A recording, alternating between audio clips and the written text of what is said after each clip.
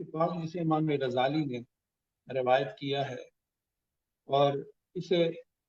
میں سمجھتا ہوں دل و روح پر سب کر لینا چاہیے۔ آمین گرامی، حضور صلی اللہ علیہ وسلم ارشاد فرماتے ہیں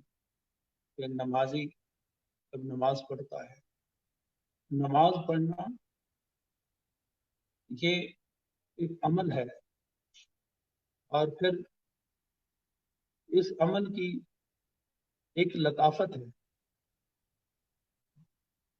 عمل کی یاد رکھیے، عمل کی دو صورتیں ہیں، یا تو وہ لطیف ہوگا یا وہ کثیف ہوگا۔ لطیف کا مطلب یہ ہے کہ اس کے اندر انتہا درجے کی خوبصورت جاذبیت پائی جاتی ہے، نورانیت پائی جاتی ہے، جبکہ کثیف اس کے اندر ڈینسٹی پائی جاتی ہے، اس کے اندر موٹا پن پایا جاتا ہے،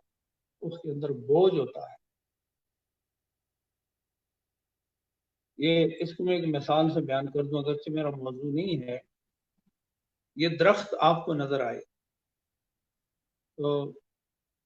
درخت، اس کا وجود، اس کے اندر سختی، سافٹنس نہیں بلکہ سولیڈیٹی پائی جاتی ہے، سختی پائی جاتی ہے، اس کا وجود محسوس ہوتا ہے، تو وہ کثیف وجود رہتا ہے۔ اور اسی پر جب سورج کی روشنی پڑتی ہے، اس کا جو سایہ نمودار ہوتا ہے،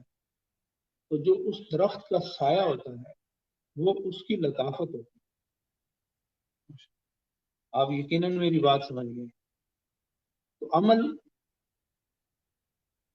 اس کا ایک پہلو لطافت والا ہوتا ہے اور دوسرا پہلو کثافت والا ہوتا ہے۔ ہم نماز پڑھتے ہیں، آپ بھی نماز پڑھتے ہیں، 5 وقت پڑھتے ہیں، کچھ خوش نصیب زیادہ آگے تہجد کی طرف نکل جاتے ہیں، خوش نصیب نوافل کی طرف نکل جاتے ہیں۔ لیکن حضرات گرامی، نماز جب پڑھنے لگے نا تو ایک تصور کر لیا کریں کہ جس طرح ایک درخت ہے اور درخت کا ایک سایہ ہے نا، تو اگر ہم نماز پڑھیں تو یہ اس کی ایک ظاہری شکل ہوتی ہے۔ اگر اس کی اندرونی شکل پر نفس اور شیطان غالب رہے تو وہ نماز بظاہراً جو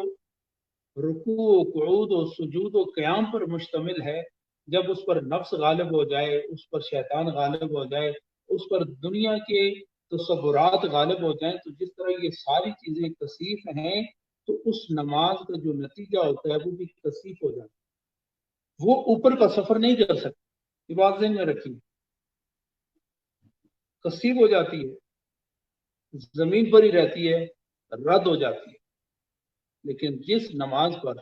خدا کا تصور ہو، اس کی محبت کا تصور ہو،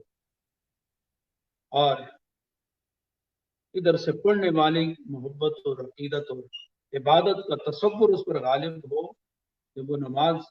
پڑھتا ہے، حضور صلی اللہ علیہ وسلم ارشاد فرماتے ہیں کہ وہ نماز اوپر کا رخ کرتی، سفر کرتی، جب سفر کرتی ہے تو حضور صلی اللہ علیہ وسلم نے ارشاد فرمایا مجھے نظر نہیں آتا، آپ کو نظر نہیں آتا، لیکن جس کو دنیا کی ہر چیز نظر آتی ہے، جس کو بدایت بھی نظر آتی ہے، جس کو نہایت بھی نظر آتی ہے، جس کو ذرہ ذرہ نظر آتا ہے، جس کو زمین کی انتہا اور آسمان کی انتہا، یہ عالم شش جہات تو ایک طرف، یہ جنت و دوزخ اور جنتی و دوزخی جس نگاہ میں ہر وقت موجود ہوتے ہیں، اس نبی نے ارشاد فرمایا جب نمازی نماز پڑھ کر فارغ ہوتا ہے تو وہ اس کا سافٹنس، یہ جب اوپر کا رخ کرتی ہے، تو اگر اس نمازی نے اس نماز کے حقوق کو ادا کیا ہوتا ہے اور تمام تر لوازمات اس نے ادا کیے ہوتے ہیں، تو سرکار دو عالم صلی اللہ علیہ وسلم ارشاد فرماتے ہیں اس کا چہرہ چمک رہا ہوتا ہے، دمک رہا ہوتا ہے، خوشی اس پر ہوتی ہے، اور وہ اوپر کی طرف جاتے ہوئے ایک دعا دے کے جاتی ہے وہ نماز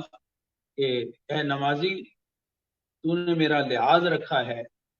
اور تو نے مجھے محبت سے ادا کیا ہے، تو وہ جاتے جاتے اس کے لیے دعا کرتی ہے تو نماز جب دعا کرے اور ہو بھی خوش، تو جس کے لیے نماز ہوتی ہے تو پھر وہ بھی خوش ہوتا ہے، اور وہ رب ذوالجلال کی ذات تو خوشی میں جو بھی جس سے مانگا جائے خدا عطا فرما دیتا ہے۔ حضرات گرامی، دوسرا رخ یہ ہے کیونکہ اعمال سارے کے سارے اللہ کی بارگاہ میں پیش ہوتے ہیں، تو یہ جس نماز پر جس پر ایک کثافت طاری ہے، یہ بھی کوشش کر کے اللہ کی بارگاہ میں جاتی ہے، تو جاتے جاتے نمازی کے لیے بد دعا دے کے جاتی ہے۔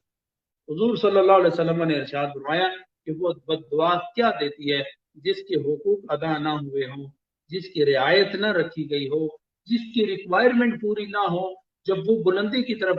سفر کرتی ہے، خدا کی بارگاہ میں جاتی ہے، تو حضور صلی اللہ علیہ وسلم نے اپنے چشمان نبوت سے، اپنے گوشہائے نبوت سے، چشمان نبوت سے دیکھا بھی ہے اور گوشہائے نبوت سے اس کو سنا بھی ہے۔ آپ فرماتے ہیں کہ وہ جاتے جاتے بد دعا دے کے جاتی ہے، دیاک اللہ کما دیاتنی، اے نمازی میں آئی تو تھی تیرے پاس، ایک مہمان کی طرح آئی تھی، لیکن جس طرح تو نے میری قدر نہ کی اور مجھے ضائع کر دیا، دیاک اللہ کما دیاتنی، جا خدا تجھے بھی اسی طرح ضائع کر